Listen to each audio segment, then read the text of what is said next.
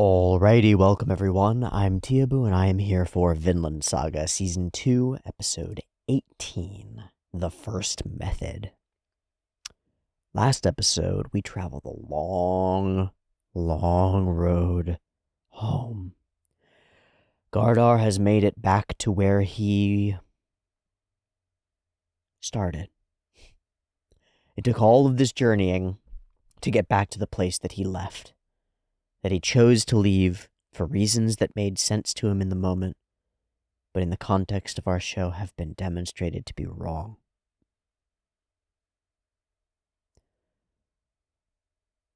On that note, I want to start today by talking through a comment from the previous episode. This comment from very first question starts with the quote, "Father shall fight for you."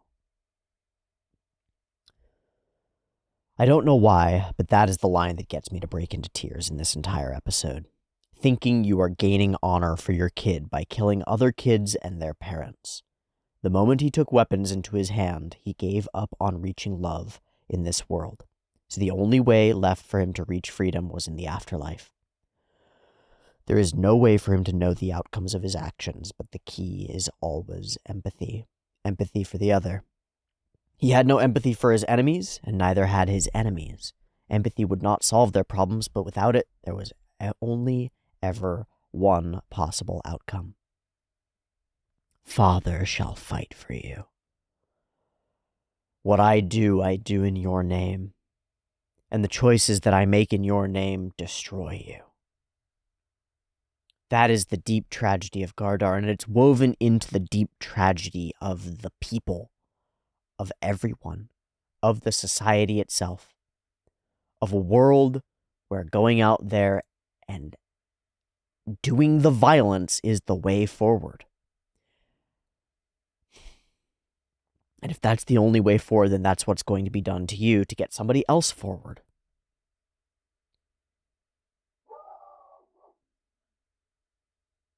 The great tragedy now is that at the end of this, after all of his struggle, after all of the blood he's shed and has been shed in his name, Gardar makes it. He crosses the threshold into the promised land. He enters that beautiful idyllic village with Hjalti. Gardar's choices eventually lead him all the way back around to where he's trying to get to.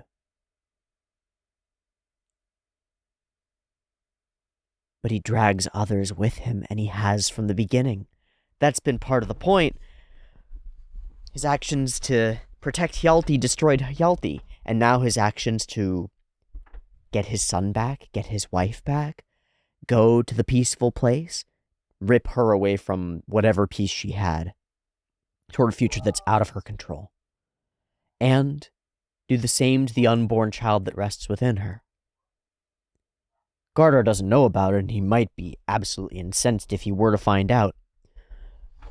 But Arnheid not only knows, but has dedicated herself to that child. In her heart, she has chosen to live forward for that child, and that's going to be ripped away from her now.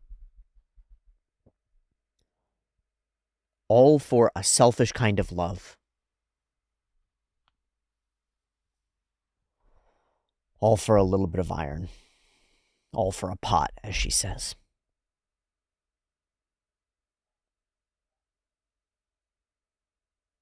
Who are the men riding up over the hill? I don't know. I wonder if they're the rest of the squad, Snake's men. And I wonder if they're the returners. Because that would be just the most chaotic of clusterfucks. Either way, I think this is our last episode with Arnheid. Maybe I'm wrong. I kind of hope I'm right. I kind of hope that she gets to join Gardar and Hjalti on the other side there. And yet at the same time, we're talking about a woman who's pregnant and a woman who Einar loves. So it's not so simple as that, is it? So, who are the men on the hill? What will they think of what's happened? And will any of us escape notice? The way things played out shouldn't be entirely clear to anyone who's alive that Thorfinn and Einar, well, I guess Einar, that Thorfinn was a part of this. And we don't know exactly what happened with Einar, who's running off into the woods to distract them, and then Snake came back. How fucked are we? We were going to be free. Are we now under the executioner's axe? I don't know. This is a pipe bomb in the middle of everything. Let's go ahead and watch Vinland Saga, Season 2, Episode 18. And we'll find out exactly what the first method is. And what happens next for these characters. This is a place where everything's going to change. Let's see where we end up. I've got episode 18 ready to go. There'll be 2 versions, picture-in-picture in the description, timer on YouTube, early access on the Patreon, beep beep timer to count you down.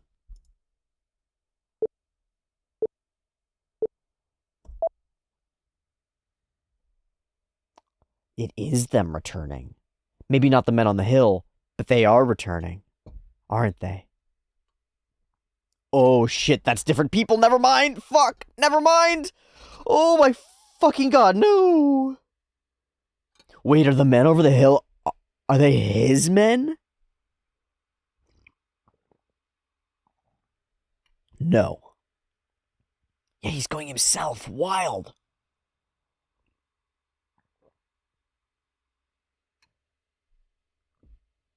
Surely.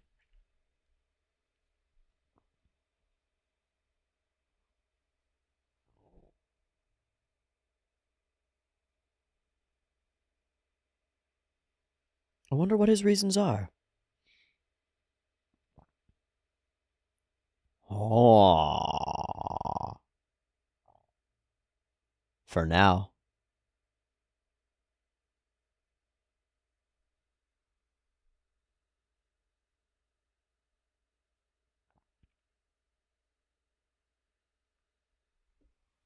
Wow. The lie perpetuates, huh? And has impact, too. Yeah, he doesn't seem that way at all. His son does. Our people are our wealth. That's so strange.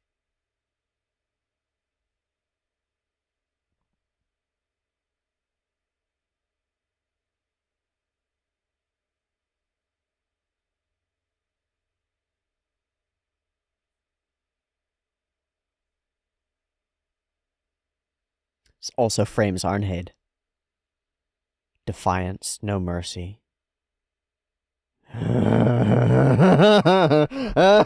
Oh, fuck. I forgot about the jump scare. Holy shit, Svein.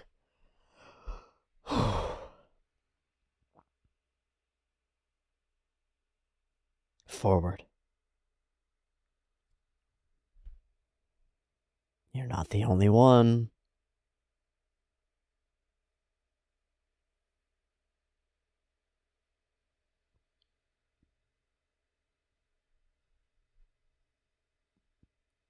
That was a heck of an intro.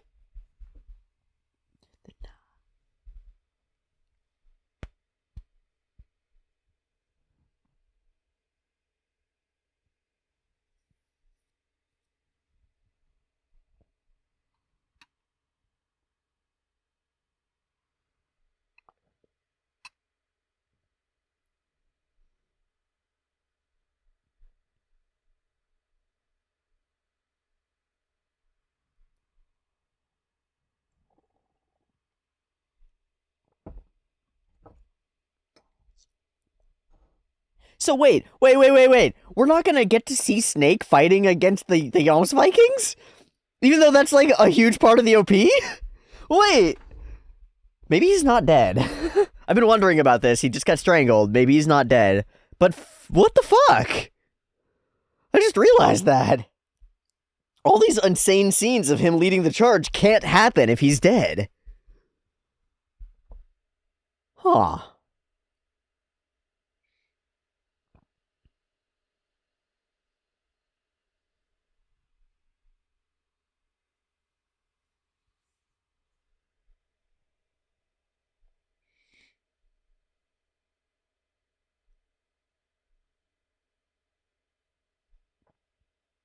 Arrivederci. Unless it's the family. Unless it's the family. Who is it?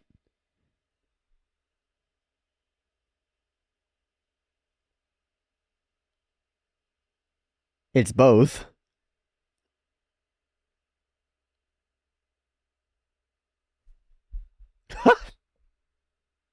It's Ketil, right? Strike! Oh. Oh.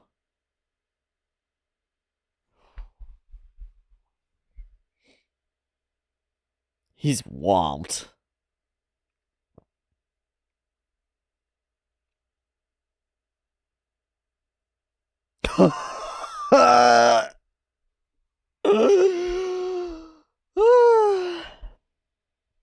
He's so excited. Hey, we got some talking to do. Oh, you know, the whole world.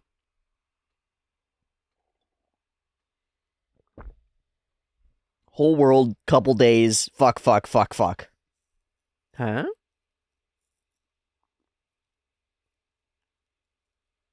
Hold up your side of the deal. No.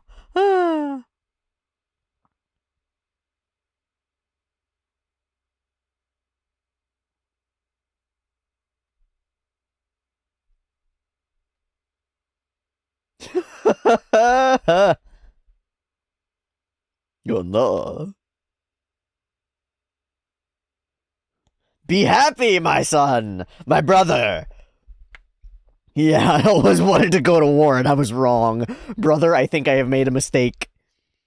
Holy fuck.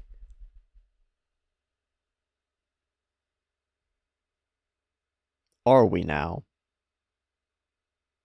Oh, right, their cargo. Fuck. Oh. Ah, shit. His only comfort. The one person he can talk to.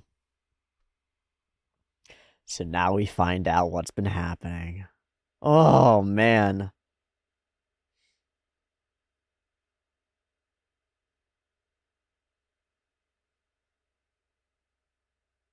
We gotta follow him. Come on. Hello, other Thorfinn.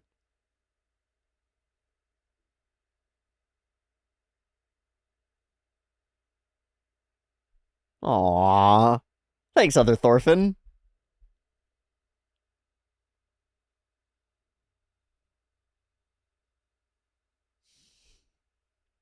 Cute. Oh, it's idyllic. It's so perfect. Nothing wrong here.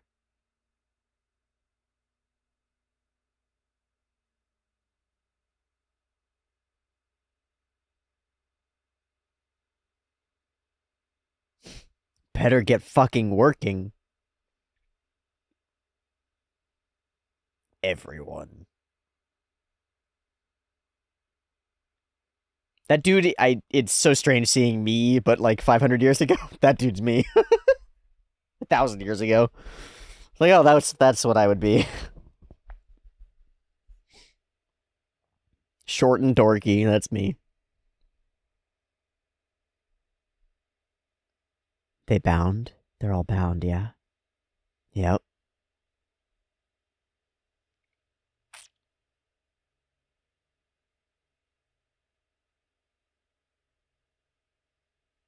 We can't afford to lose men who could hold a sword, can we? Or a spear, or a stick.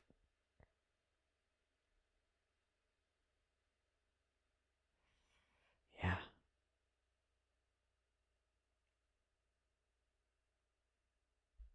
Yeah, but some things are rules.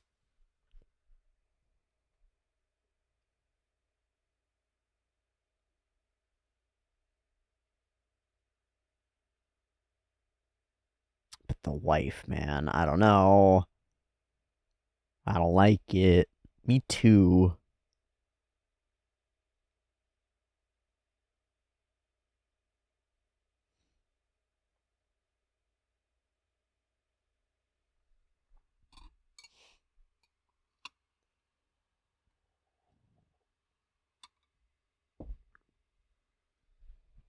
Ooh. That's an interesting framing, because I don't think he really did.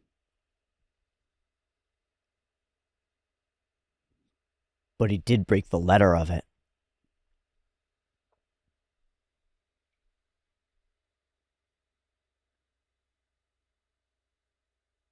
Me too. Those principles lead him to follow the principles, though.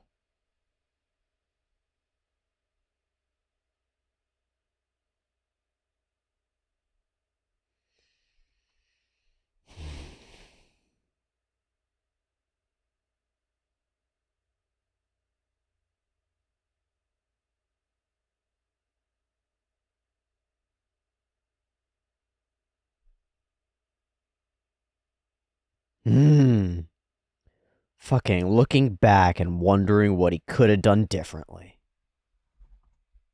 My guy trying to learn.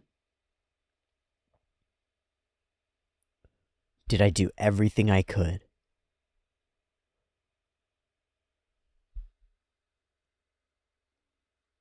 Yeah, it was a stuck situation.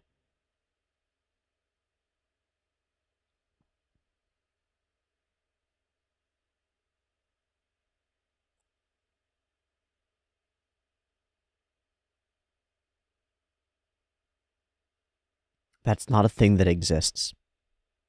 This isn't a video game where somebody coded in the best option. It's not how the world works. There we go. Okay. So he's looking for a new principle. He's looking for a defining principle.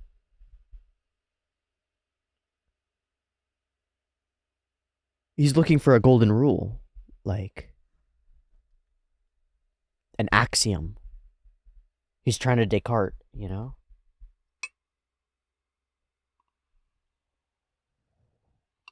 I'm sorry, he's trying to Kant. Different people.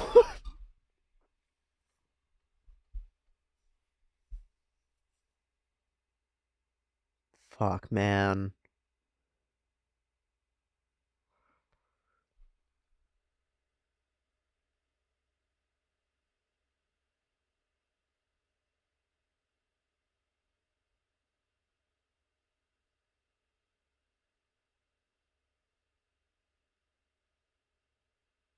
Oh, the wife.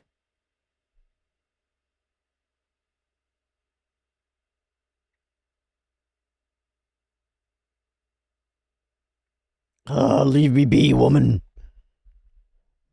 Leave me be, woman.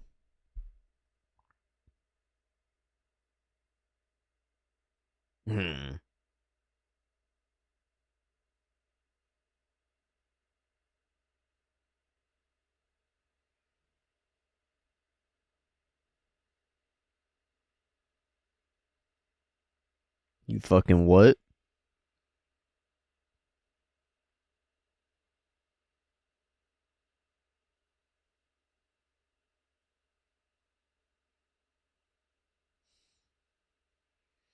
Dude, it's more complicated than that. Oh man, he's gonna feel betrayed. He is gonna kill her.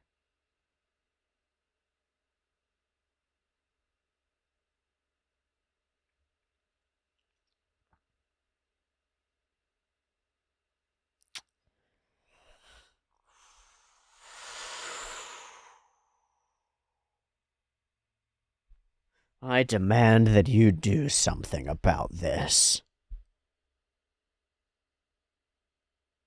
Okay, why? He's already so broken.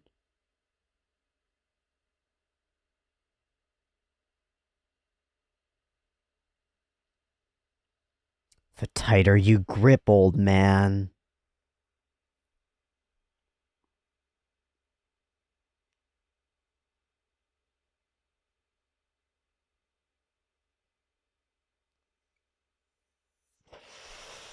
Oh, will it be transmuted into rage, though?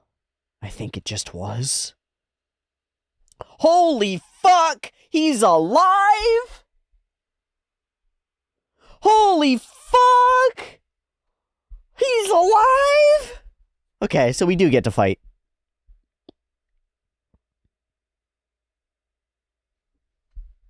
Come on! They're gonna keep it. They're gonna keep it from happening. Fuck! Especially given how dangerous he is, it makes sense.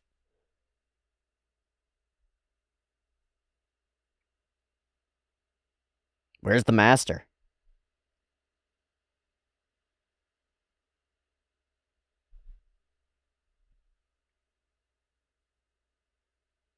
Hi, Potter. Yeah, I don't know if you'll want to talk to the master right now.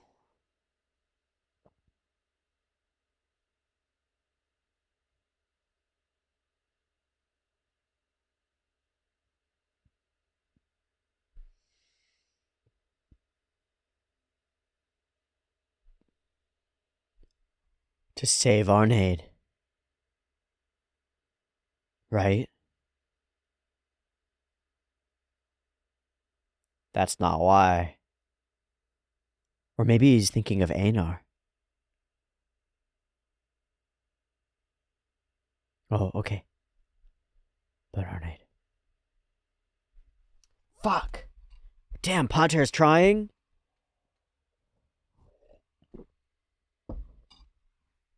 Try to save her?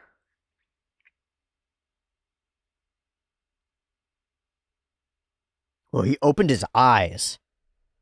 Whoa.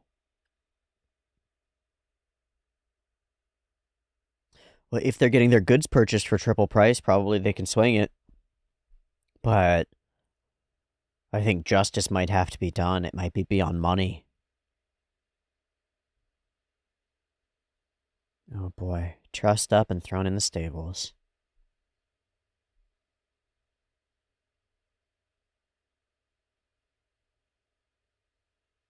Good. At least somebody's told him to keep his dick in his pants.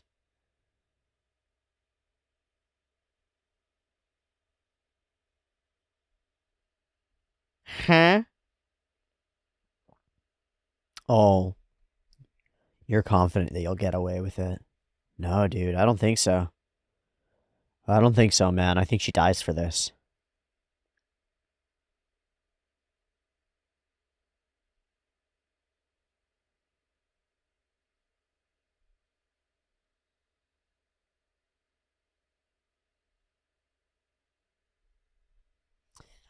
Yay!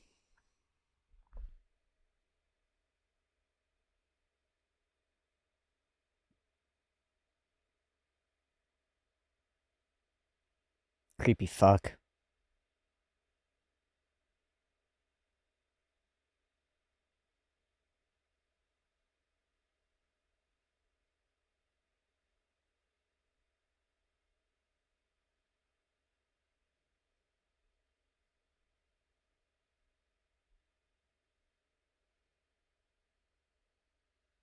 He's gonna beat her to death.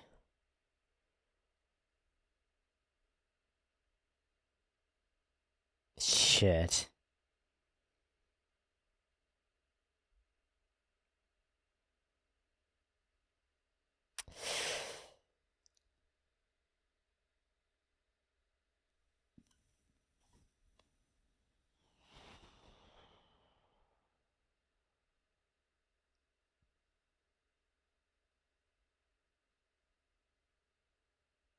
Mm-hmm.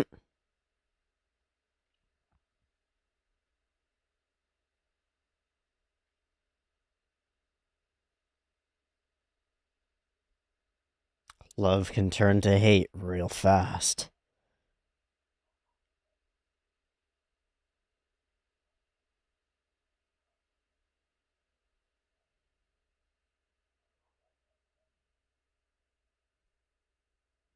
Yes.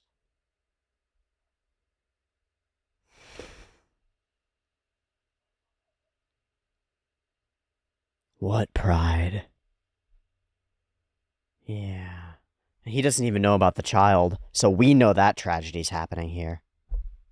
She's gonna tell him. But is he gonna think that it's the other man's?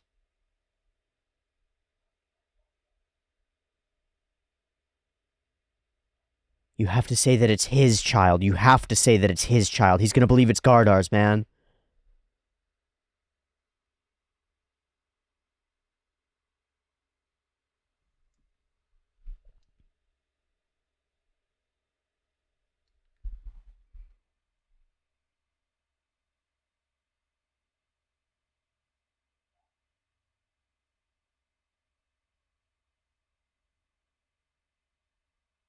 Oh, shit, the only one I've believed in. Yeah, he's gonna beat her to death.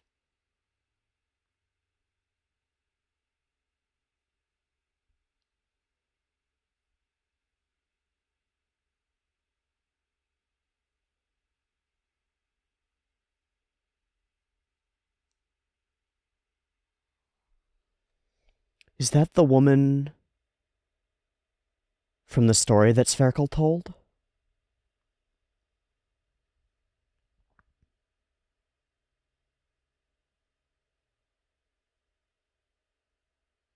Fascinating.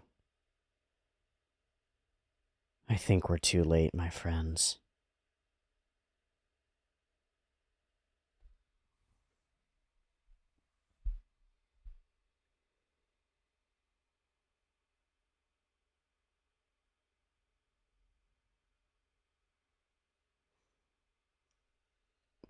I'm sorry to say this.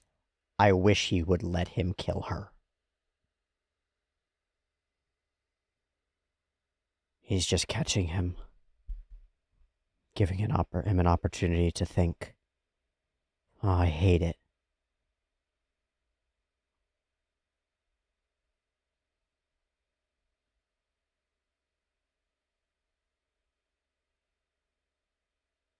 The child's dead, yeah.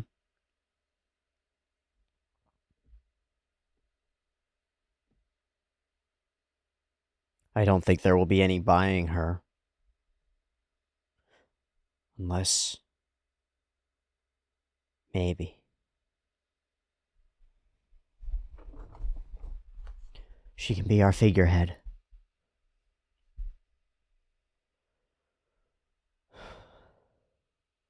Right? It's always dragons at the front of ships. That's what it is. That's why somebody commented that. That's what it is. She's our figurehead. Oh, shit. No.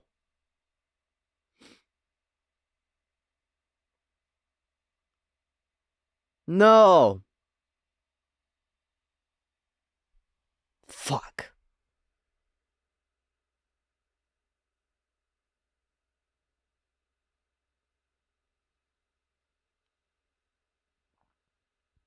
There's another element of horror in this world besides war, and it's the ownership of people.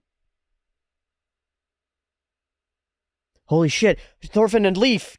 Dude, they're in the same room, are you fucking joking?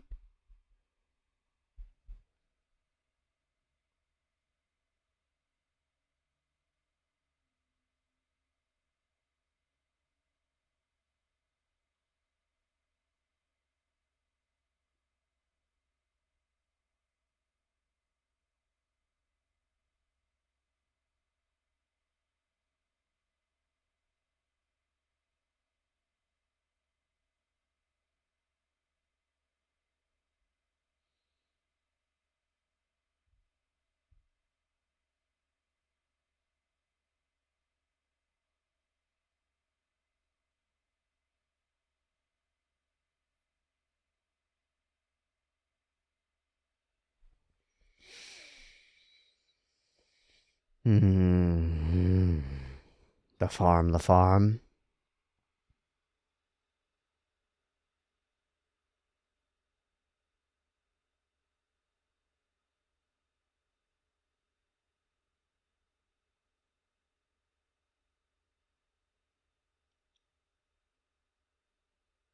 Sword.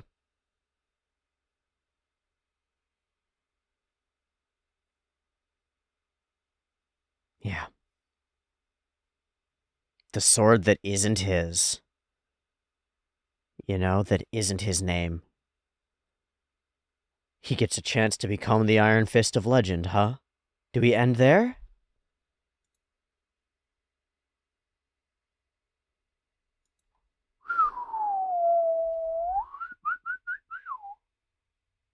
Holy fuck, I never thought that we would put Thorfinn and Leif in the same room and not even mention it. Like, we don't even, it's not even a thing. It's not even a thing. They're just, they're a bigger fish to fry. That's the craziest shit. Okay, I think I know what we're gonna do here with with Arnheid. And there's a comment. Somebody in the comments has spoiled this for me, and that's great. I'm glad. I'm not mad about the spoiler at all. I'm very excited because it's just a theory, a game theory. I think they're gonna make her their figurehead of their ship when they go exploring. So she'll be the one like leading them forward.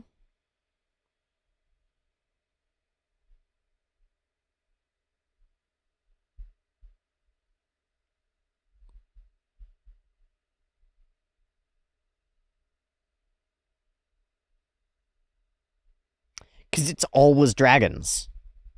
It's always monsters and death. But there's a new tradition, like, we know this in the real world, that women on the front of ships becomes the guiding spirit.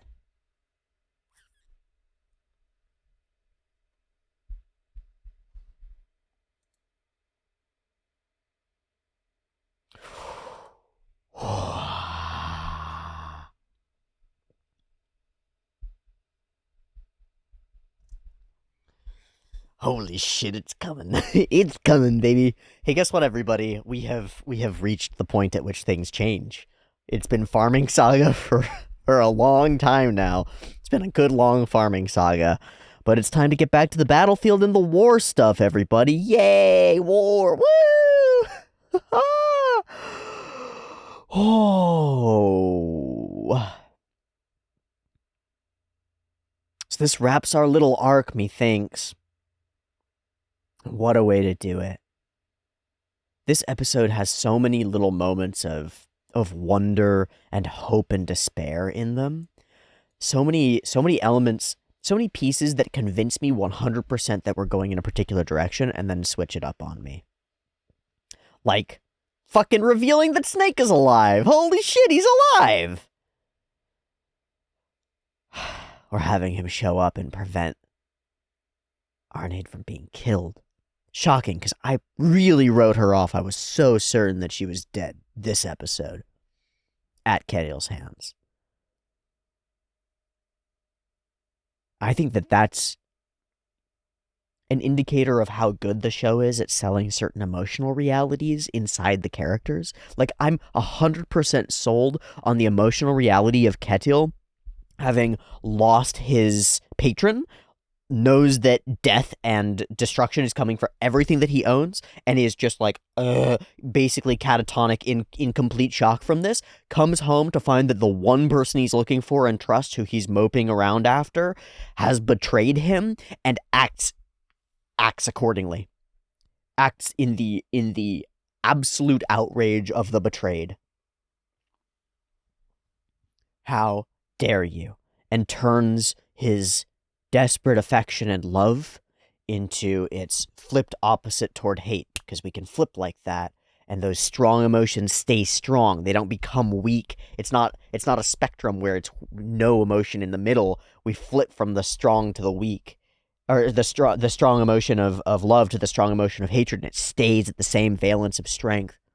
So all of his, like, I'm nobody, and the only person I can believe in and trust is Arnheid, turns into the only person who's hurt me ever is her. How could she? Oh. My God, we've been building to having Leif on the farm for like the entire season, for like 15 episodes, and he shows up, and we get a moment of them sitting in the same fucking room! In the same fucking room! Most important reunion in the entire show. Oh, most incredible thing that we've ever happened. And it's less important than what Einar's got going on. Awesome. Awesome. So utterly incredible. So weird. Very weird from a storytelling perspective to me. But surprising and shocking. And it makes me really excited. I really like it. It's cool. It's cool that we've built up to this moment for this whole time, and then something bigger happens. You know? And ain't that the way of life? Ain't that the way of things, right? You build up, you got this huge planned, scheduled event that's going to be the greatest thing ever, and then your mom dies that morning, and it's fucking out the window, baby! The nature of the realism of Vinland Saga is so funny, because it's so story-oriented. at creating these amazing circumstances and these incredible story moments, but they happen in ways that are so human and so in the fucked up funniness of reality.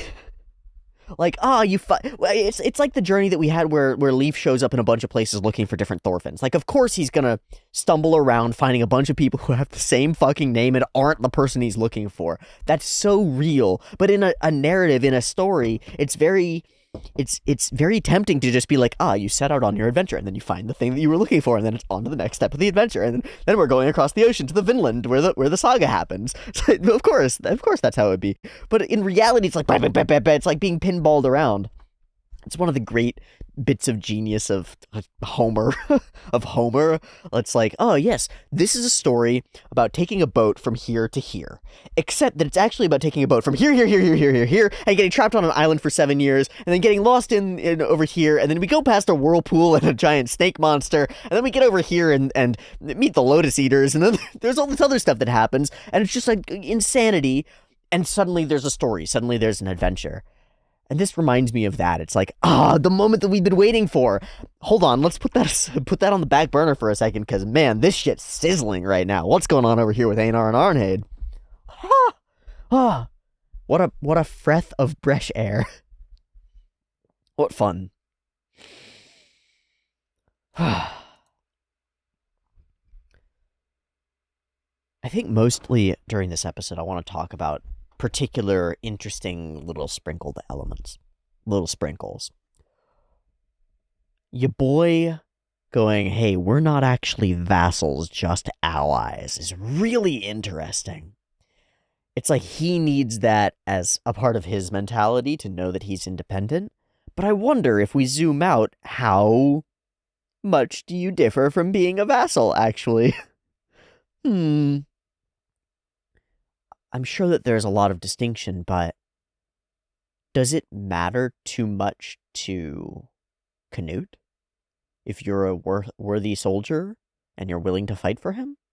I'm curious. I'm curious what the difference is and whether he'll use some opportunity to take that away, to make them part of the fold. Because Canute is a hardcore expansionist, right? He wants all of that power under his umbrella. And as a micro example, the Ketil farm situation is one where he could just continue a good relationship with Ketil and Ketil's farm, and everything could go just fine. But that's not good enough for Canute. He wants full control over the full thing. It's not good enough to have an ally who pays him good tribute. He wants it all. And I bet he wants the same thing with his soldier-producing Yom's place, whatever, right? Why wouldn't he? I certainly would if I was in his position. I would want complete control over that. I would not want this Yom's Viking being, Floki, being like, I'm not quite his vassal, I'm just an ally. It's like, yeah, okay, that's an indicator that I need to remove you from power so that they're my vassals. I'll put somebody else in place, man. Maybe it'll be Wolf, who knows? Although, I don't know if Jomsborg will like that. I love that Ketil's lie, the aura of lie that surrounds Ketil, binds him. It fits really well with the ideas that I've been presenting around Snake and around other people of being like, you're set in your role and you're stuck in it, but you're also set in your legend. We talked about this initially with Ketil and his legend and Iron Fist and stuff, because it sets the way that he has to interact with Olmar and the way that he has to interact with his brother, with his other son, and like it sets all of it up. But it also determines how other people are going to treat him. Yes, they'll treat you with respect, but they'll also bring a full army to defeat your tiny farm, when you might have been underestimated if you hadn't had this name for yourself. It's really interesting that it brings the other way around too. But Canute sees through, because Canute's really smart and really capable at reading people to an extent. He didn't seem that way. Something's wrong about that moniker. Yeah. And then the flip side, always there's this layer, this undercurrent of Canute, even with the fucking Swain shit and the head and the insanity and his march toward death, kind of, his willingness to destroy, even with that Griffith-esque stairway into the heavens kind of idea. Our people are our wealth. I do not want unnecessary casualties. from a purely pragmatic perspective, as far as I can tell, like, I don't think there's much love here in Canute's perspective. Our people are our wealth. This is our power. We can't sacrifice too much to gain more. Very cool. Very cool. Very Canute. Again, just Canute's in power for good reason. For good reason. Will those reasons stay good as he grows and changes? I don't know. Why is he going in person? I'm not exactly sure. We don't exactly get to say. I intend to show no mercy if they defy me. A tailwind behind, tall waves ahead. I like this moment because it's like this is the internal framework world of Canute. It's like looking into the minds of politicians in the modern day. What's the actual framed perspective that enables their worldview to execute? And the framed perspective is like, there are forces pushing me forward, so I have to go this direction. The future is ahead of us, but there are obstacles in front of me. There will be challenges. This is really straightforward, really simple, but if we zoom out a little, we can recognize that this is a deeply, deeply powerful and you-fulfilling perspective. There's pressure pushing me forward. I have to do this. It's important. It's important. It's ordained by something important. The wind itself, right? But maybe society, maybe politics, maybe God, maybe whatever you want to think about it. And the obstacles that are in front of me, they kind of indicate to me that it's the right way to go. The fact that it's difficult and there's pressure behind me, like this particular microcosm, this particular outlook doesn't present any direction but forward and backward. There are no other alternatives. There are no other ways to go. There's just forward, which I've chosen, but we removed that from the picture. We're not thinking about that I chose forward. Forward is ordained. The wind chose forward. Forward, we're going. We have to.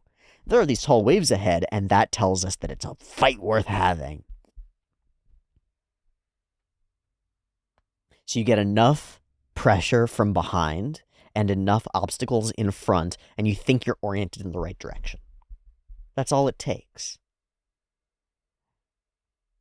Unless you do the thing that Thorfinn does a little bit later, where he evaluates the circumstance and goes, is there any other path I could have taken?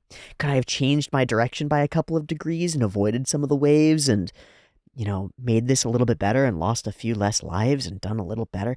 Without this, retrospective, without this willingness to rethink and rehash something that I don't think we've ever seen Canute do,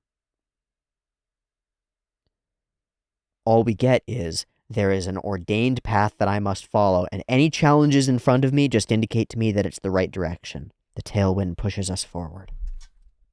I really want to hone in on this moment with Svein laughing in the corner and Canute thinking this. And we zoom in on his face, and the land I seek is still far beyond the horizon. I know I'm going the right direction, even though I can't even see the goal. I don't even know what the goal is. It's out there somewhere, but I know I'm going in the right direction. Potent stuff. It's like an engine. It's like a jet engine. You get everything lined up like that and you start to go. A psychological engine of creation or of drive, of moving in a direction. Powerful stuff. So what if you're wrong? What if the direction that you've decided to point yourself in has all of the indicators to you that it's the same as the right direction? Waves ahead, tailwind behind, but there's no land on the other shore. Or the land that's there is hell. How would you know? You wouldn't, because you can't see the land that's on the other shore. You don't have a distinct goal. It's not present. It's a fantasy. It's a paradise. Right? It's utopia. That's what Canute is trying to build, and he has no idea what that means. No clue. I'm dramatically reminded of the present political situation. Globally. Cross-party and globally. Present political situation reminds me immensely of this. People driving as though it's the only thing that they can do, as though it's preordained by something, as though it's the most obvious direction to go in the world, The challenges that are ahead of them are seen as justifications for doing it, and the pressure, the tailwind behind, regardless of where it comes from, is seen as justifications for doing it. So we orient the engine, and we drive toward paradise, toward utopia, and kill people in the interim. Just destroy shit. But we can justify it to ourselves. The engine of change has been generated, and it doesn't need any thought to go into it after that. Vinland Saga didn't do. We arrive. Oh, the strike with the barrel is very funny to me. Just a really cool, silly moment. And poor Ketil just... striking visually in this episode are Ketil's faces, his, like, set-in brow musculature and stuff. It accents a lot of the stuff in the episode in a way that I think is really cool. And same with Olmar's face, whereas as he sort of trails along behind. Poor Olmar. Poor Olmar. I wonder what will become of him.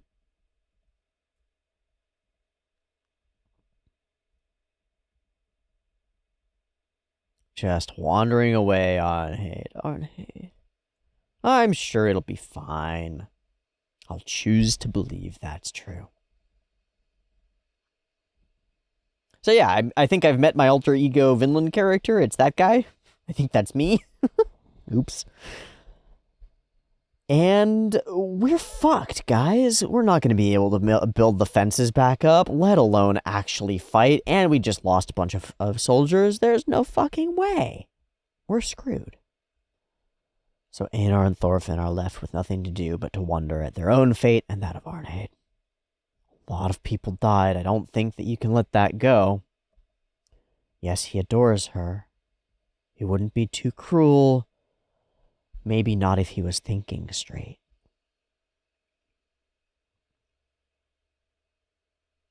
Maybe not if he knew about the child beforehand. But as is, Einar's right to be worried. Thorfinn says, I'm sorry, and Einar catches that he means, like, I'm sorry for causing this. And he retaliates, like, you totally didn't. You fought for this, right? Like, what are you talking about? You broke your oath, too. Einar's kind of the only person in the world who would know how much that means to Thorfinn. It's really interesting because we've talked about it over the course of the last episodes. It's like, how much does that break Thorfinn's oath? Einar seems to believe that it does, and Thorfinn doesn't contradict him. I think that it holds to some portions of his oath, but no violence, straightforward. So maybe your oath needs to be rehashed in a different way. I don't know. Sometimes you have to fight, says Einar. Thank you, Thorfinn. Yeah. He says, I like Snake, present tense. The snake's alive. Fucking crazy. He is kind, he is principled, and yet you had to fight him. And in the end, it's like, I didn't want to do it, and in the end, it didn't accomplish anything. What could I have done differently?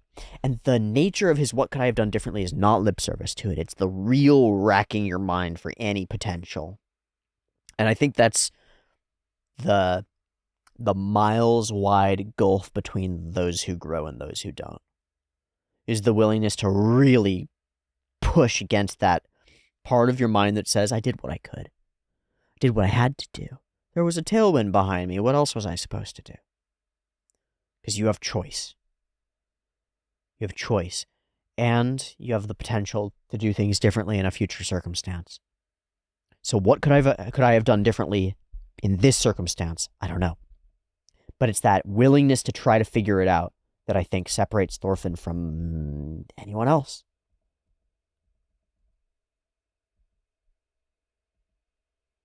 I'm probably not saying it right, but I feel like maybe there was a better way.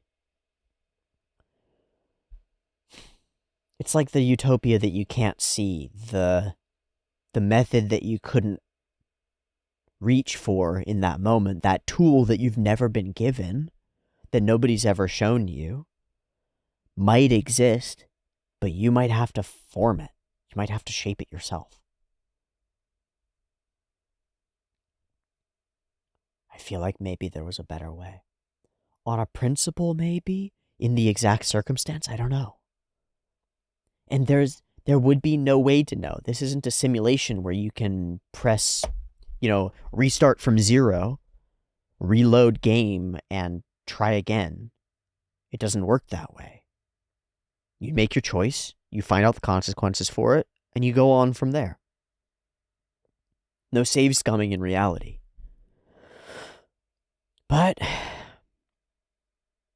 human brains are magical things. We can imagine the future, and that lets us play out a circumstance over and over. It's not accurate, but as much information as we have about the situation of reality, you can play that out. And you can sort of assign variables to things and be like, well, Ketil's either going to be really angry, moderately angry, or not that angry, right? And if he's really angry, he'll probably kill Arnheid. And if he's moderately angry, maybe he'll beat her to a pulp. And if he's not that angry, maybe he'll let her be. Given that, what are the other circumstances, right? Like what could have been done? What could we do next? We can play out all these imaginary situations. That's human magic. We don't have to keep playing out the same thing over and over. We can plan. And we can look back. We can reconsider. We can evaluate our pasts and our past actions, the consequences of them, and change. And learn and grow. We can do it as a society too, but this society is stuck. It can't grow. It's stuck. Its roots are tangled in around itself. It chokes its own light out, right? Like new trees can't grow under the choking canopy of the old trees. So if we can find a better way, it's got to grow up in a new way or in a new place. Here it's Thorfinn's mentality, his willingness to ask these questions, to not just be like, that's the way it is and that's the way it happened and so be it. Did it have to be this way? Could it have been different?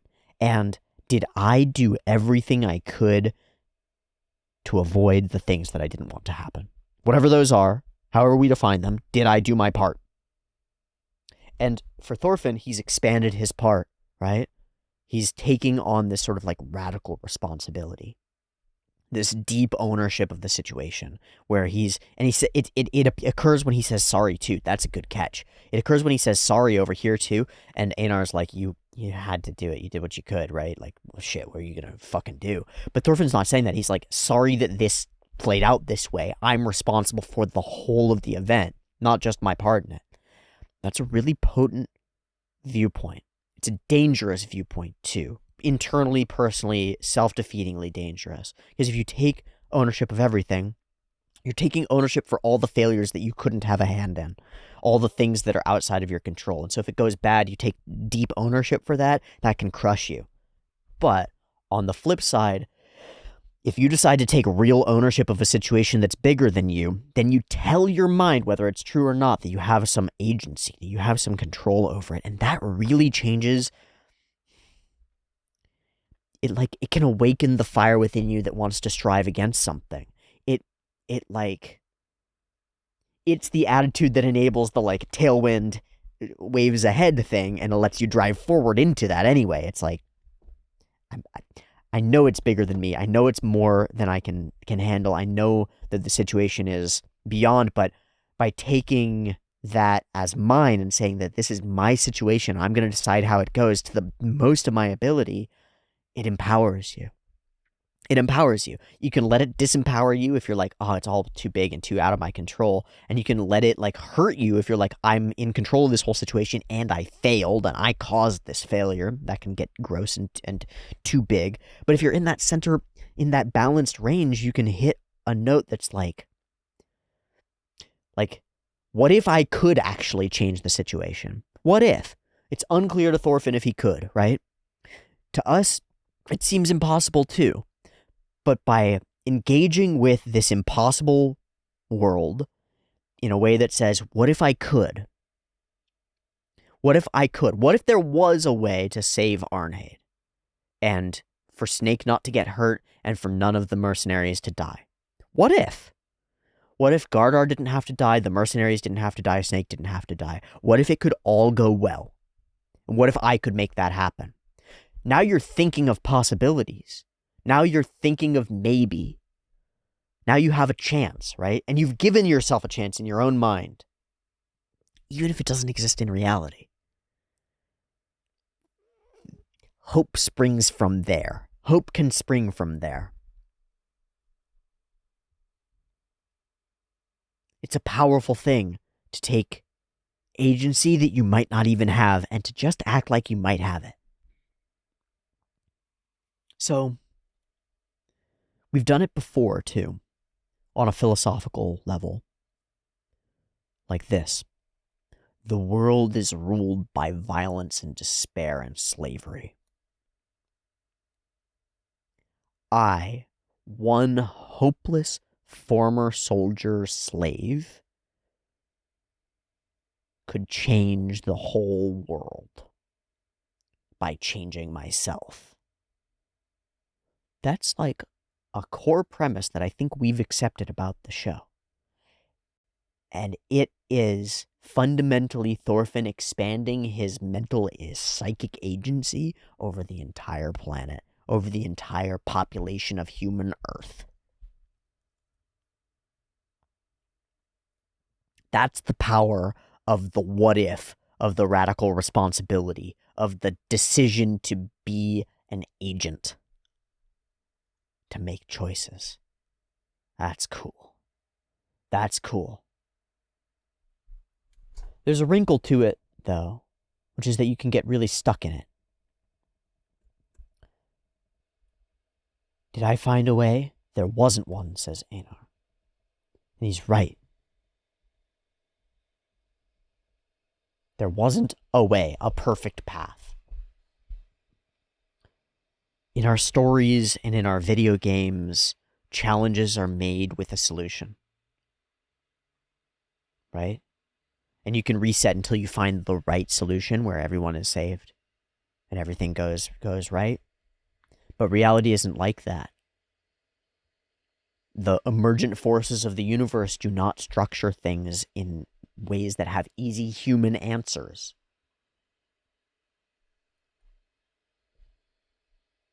There's no right set of dialogue options that gets you through a sequence. And even if there was, you can't save scum to make sure that they all go through. So to get stuck on a one perfect method, there's not going to be one. But there might be something else. There might be a principle. A best option.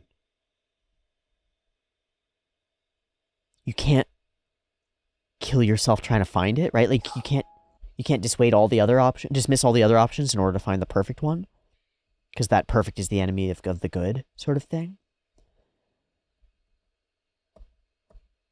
But Thorfinn says it right here. What should I have tried first? What should be the immediate go-to? What's the principle? What's the underlying way? Like capital W way. You're right, but what do we do about it? Unknown. Don't know. The faces of distraught Ketil. Slave slut. Just see despair on his face. Why? Why? He can't fathom it. After I've been so good to you. So Leif gets turned away, but Pater will help. And Pater wants to help. Wants them to help, too. I love Pater. He's really helpful. He's a good guy. So we get some classic fucking rape. I mean, let's not mince words. This guy was gonna rape Arnheid. That's what his plan was. Creates an interesting circumstance where Ketil kind of like saves her from that just by his showing up and then drops the hammer very literally on her. There's a way his body sort of slumps. It's amazing that he seems so weak and yet so big and imposing at the same time. It's in these moments, and when he really starts to raise the club, that I am thinking of Iron Fist Ketil and the lie of it. The lie of it. I don't know why. I don't know exactly what it is, but there's something about the false soldier using violence at home. Like, the false violent identity becomes a real violent identity when not poked, but like belittled. When he says, I won't let you take my pride. In a moment where he's disheveled and he's been shit on by his lord and everyone has been laughing at him, pride has evaporated. But in this moment, in this interaction between him and Arnheid, she's taken his pride from him. And he is railing against that in this moment with violence. The violence that is his lie. It's a tangled web, and I'm not sure exactly how to put my finger on it and get it to unravel right. But there's something about this tangle of Ketil pretending to be a potent, violent man who earned his keep through the sword, and he comes home and he uses that violence against a helpless, tied-up woman. And there's something really tense about it. There's some real internal psychic tension going on that I just don't know how to express except to point at and go, that makes me feel things. That makes me feel things.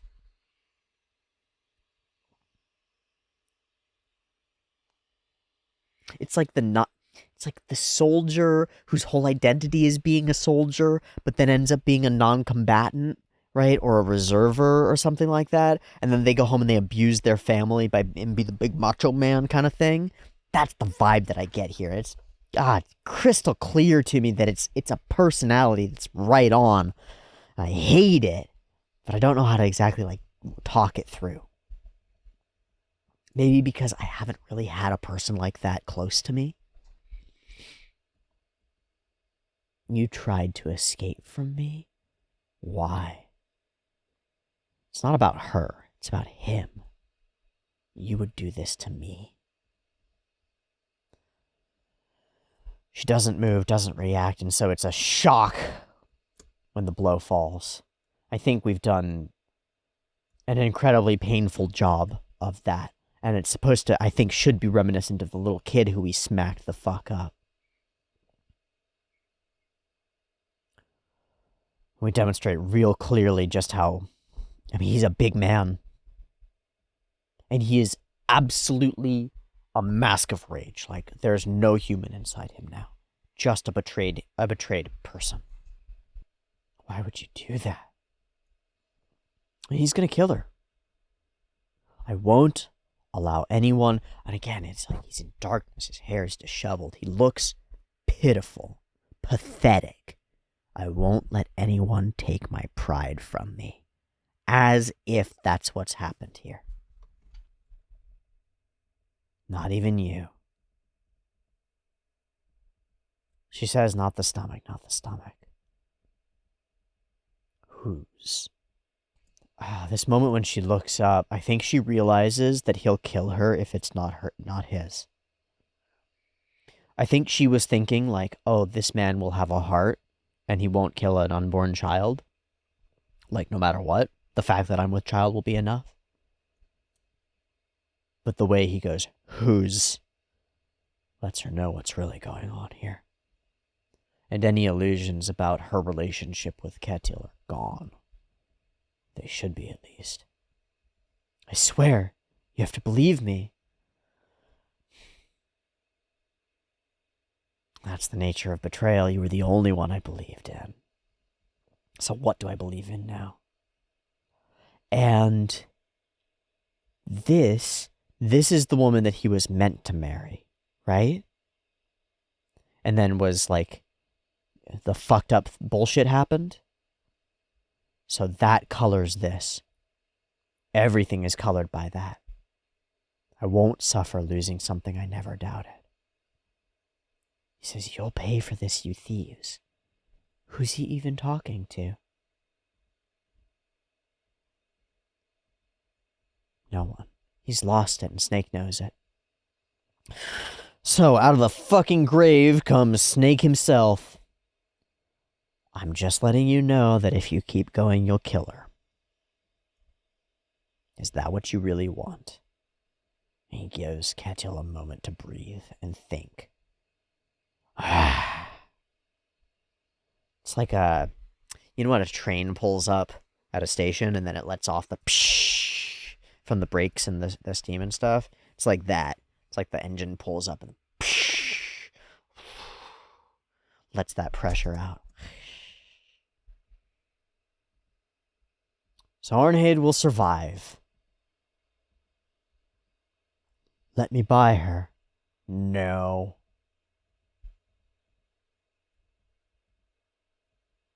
The woman belongs to me.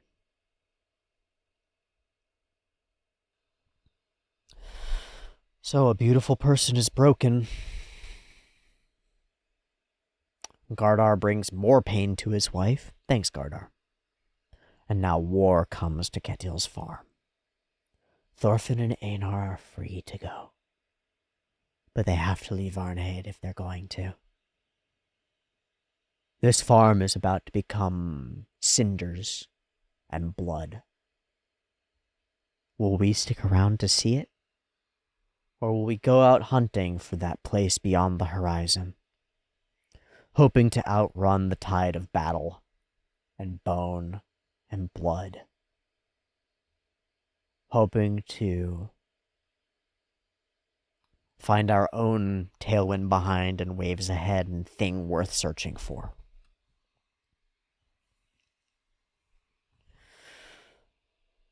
What can we do to make sure that we do everything we can the next time we're in a circumstance that has outcomes that lead in these directions? What first principle, what first method can we utilize in the future? I don't know, but it's become clear to Thorfinn that he needs one, and so his mind is oriented to this task. Blood comes. Battle comes. To war we go, friends. And potentially away from here to peace. We'll find out next time on Vinland Saga. Thanks so much for watching this week's episode. That was harrowing. I hope you had a time with it, and I'll see you next time for more. Much love. Peace.